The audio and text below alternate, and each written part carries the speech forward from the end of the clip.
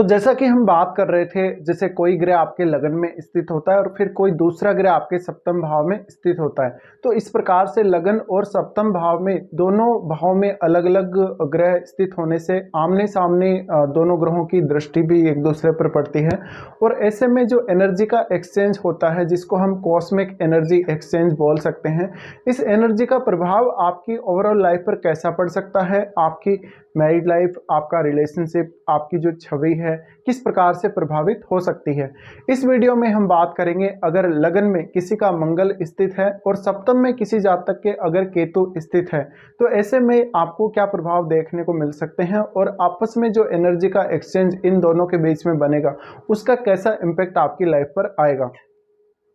तो देखिए, अगर सप्तम भाव में आपके केतु स्थित हैं और लगन में अगर मंगल स्थित, तो मंगल और केतु का यहाँ पर आमना सामना है और राहु भी मंगल के साथ स्थित हैं। ऐसे में कोई जातक ऐसा हो सकता है जो खुद को लेकर बहुत ज़्यादा आक्रामक हो सकता है, बहुत ज़्यादा उदंडी प्रवृत्ति का, या बहुत ही ज़्यादा खतरनाक हो सकता है, डेंजर हो सकता है। ऐसा जातक वास्तव में बहुत ज़्यादा जोखिम लेने वाला या कोई भी प्रकार से वो दूसरों के साथ मारपीट या लड़ाई झगड़ा करने वाला हो सकता है। अब सप्तम भाव में केतु स्थित है, सप्तम भाव में केतु स्थित होने की वजह से ऐसा जातक दूसरों के बारे में ज़्यादा केयर नहीं करता, कभी भी दूसरों को ज़्यादा इंपॉर्टेंस अपनी लाइफ में कभी नहीं देता। ऐसा जातक बहुत ज़्यादा सेल्फिश हो सकता है, खुद को लेकर ही ज़्यादातर विचार करने वाला और बहुत ही ज़्यादा सेल्फ बोल सकते हैं, बहुत ही ज़्यादा सेल्फ सेंटर्ड ऐसा जातक हो सकता है। वास्तव में देखा जाए तो मंगल और राहु की जो युति है जातक का जो केतु का प्रभाव है उसको काफ़ी नेगेटिव कर देती है।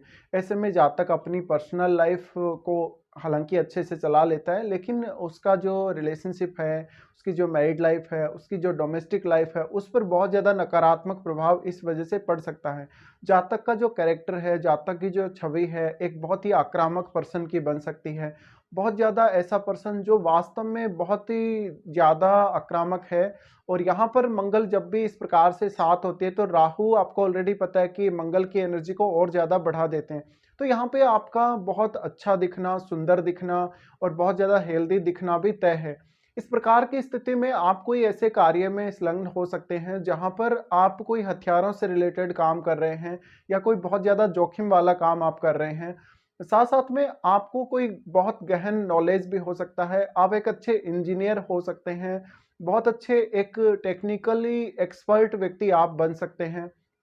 लेकिन केतु की जहां तक बात करें, क्योंकि मंगल की जो दृष्टि है केतु पर भी पड़ रही होती है, ऐसे में मैरिड लाइफ काफी ज्यादा डिस्टर्ब हो सकती है आप लोगों की और जीवन साथी जो आपका रहेगा, जीवन साथी के साथ बहुत ज्यादा मिसअंडरस्टैंडिंग्स आपको देखने को मिल सकती हैं। इस प्रकार की स्थिति में एक बहुत अच्छे बिजनेसमैन भी आप बन सकते हैं, लेकिन पार्टनरशिप का आपको उतना लाभ नहीं होगा। इस प्रकार की स्थिति में खुद की छवि आप बहुत ज्यादा बेहतर कर सकते हैं समय के साथ साथ, बट आपको एक बहुत ही ज्यादा आक्रामक और बहुत ही ज्यादा ऐसे पर्सन के रूप में माना जाएगा जो काफी दबंग प्रवृत्ति का है।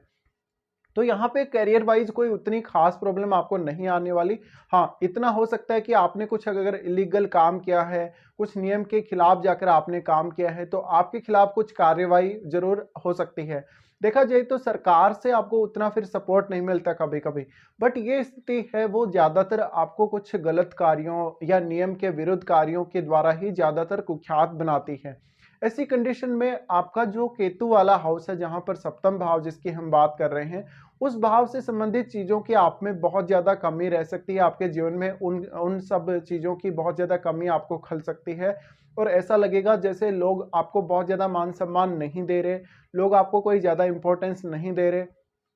क्योंकि जो आपकी प्रवृत्ति है वो लोगों के साथ झगड़ा करने की, वाद विवाद करने की है। दूसरा, यहाँ पे ऐसे जातक बहुत ही ज्यादा डोमिनेटिंग प्रवृत्ति के होते हैं, दूसरों की सुनना कभी भी पसंद नहीं करेंगे, तो ये अपने बॉस के साथ अक्सर झगड़ते रहेंगे। ये हालांकि अपने कार्य क्षेत्र में अपनी पूरी ऊर्जा का इस्तेमाल करेंगे, बट कार्य क्षेत्र में भी काफी शॉर्टकट तरीकों का ये इस्तेमाल करते हुए नजर आ सकते हैं। तो यहाँ पर ओवरऑल हम यही बोल सकते हैं, जब भी इस प्रकार की स्थिति बनती है तो जातक खुद को लेकर ही इतना ज्यादा ऑब्सेस्ड हो जाता है कि वो किसी की भी इज्जत नहीं करता, वो खुद को ही ज्यादा से ज्यादा इंपॉर्टेंस देता रहता है। इस वजह से उसका डोमेस्टिक लाइफ, उसका जो मैरिड लाइफ है, उसका जो पार्टनरशिप वगैरह है, या दूसरों के साथ उसका जो नेचर है, उस पर बहुत ही ज़्यादा गलत प्रभाव पड़ता है। और यही इसी प्रकार के रिजल्ट आपको देखने को मिलेंगे जब भी मंगल और केतु के बीच में एनर्जी का जो एक्सचेंज हो रहा है, उसका जो प्रभाव आपके ऊपर आएगा।